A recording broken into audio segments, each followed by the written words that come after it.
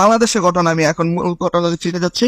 7 তারিখে আমি বলছি যে আমি কোরবানি ঈদে আমার কাছে টাকাটুকু নাই, আমি কোরবানি ঈদে হচ্ছে যে আমি আকিদা দিব। আপনি তো 7 দিন আগে পর্যন্ত জানতেন যে বাচ্চা আপনারই, বাচ্চা হয়েছে আপনার।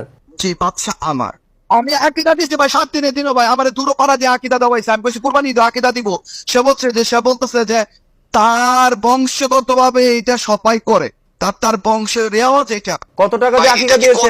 আকিদার সময় তো সে আমার কাছ থেকে 15,000 টাকা নিচ্ছে। তো সে আমার সাথে এত প্রতারণা করতে ভাই। আর সে একটা মানুষের সরল সোজা পেয়েছে। আচ্ছা ভাই, আমার একটা কথা, এটার জন্য তো আমি তো স্বীকারোক্তি সারা বিশ্বের সামনে বলতেছি এটা আপনি আমি। কি আসলে প্রেগন্যান্ট হয়েছিলেন? হ্যাঁ, অবশ্যই আমি প্রেগনেন্ট ছিলাম, এটা সত্যি। সেটা প্রেগনেন্ট ছিলাম, সেটা উনি সাক্ষী।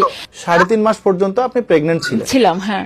আপনার কাছে কোনো হসপিটালের আপনি যে প্রেগন্যান্ট, হ্যাঁ হ্যাঁ, হসপিটাল শোনেন। আমি তো পরীক্ষা করছিলাম না, মানে আমরা শুধু একটা কাঠি এনে টেস্ট করছিলাম।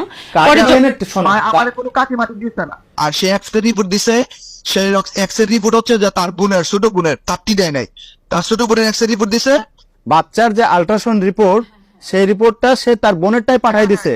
হ্যাঁ, তার বোনেরটা দিছে। সে আমাদের কাছে বলছে যে সে নাকি হাসপাতাল থেকে নাকি এটা মিস্টেক করেছে, তার বোনের নাম চলে আসছে এখানে ভুল করে। তা আচ্ছা, বোনের নাম চলে আসছে। যেই নারী আমার সাথে এত ছলনা করছে 2-2.5 বছর, যাকে আমি ভালোবাসলাম, এত বিশ্বাস করলাম, ঠিক আছে, সে আমার সাথে এত প্রত্যেকটা মুহূর্তে প্রতারণা করছে, তার জন্য আমি আমার বড় ভাই বোর সাথে আমি কখনো কথা বলি নাই।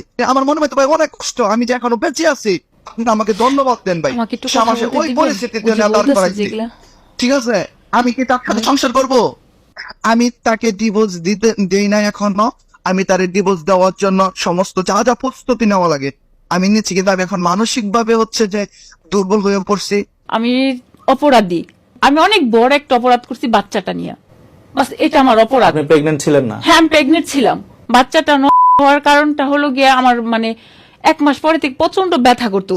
এর মা জানে, সেও অবগত, তার ভাবি কেউ বলছে ভাবি আমার না পেটটা প্রচন্ড ব্যথা করে, কিন্তু আমার চাপ ধরে থাকে পেট। পরে বলতে আপনাকে তো প্রচুর টাকা দিত আপনার হাজবেন্ড, হ্যাঁ, আপনার স্বামী। আচ্ছা। তো আপনার প্রচুর পেট ব্যথা করতো, এটা করতো, আপনি ডাক্তার দেখিয়েছিলেন?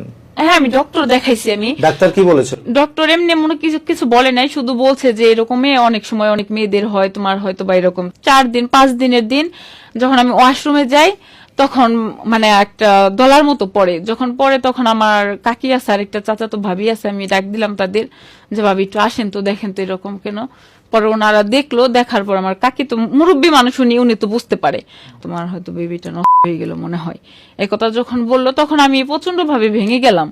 তারপরও আমি ওনাকে বলি নাই, মানে ওই সময়টা ওনার সাথে আমি কিভাবে না বলে আপনার বোনের বাচ্চাকে নিজে চালানোর চেষ্টা করছেন। চালানোর চেষ্টা করি। আপনি প্রেগন্যান্ট কি আসলে হয়েছে? হ্যাঁ হ্যাঁ, প্রেগনেন্ট হয়েছিলাম ভাই, আমি তো একটা মা।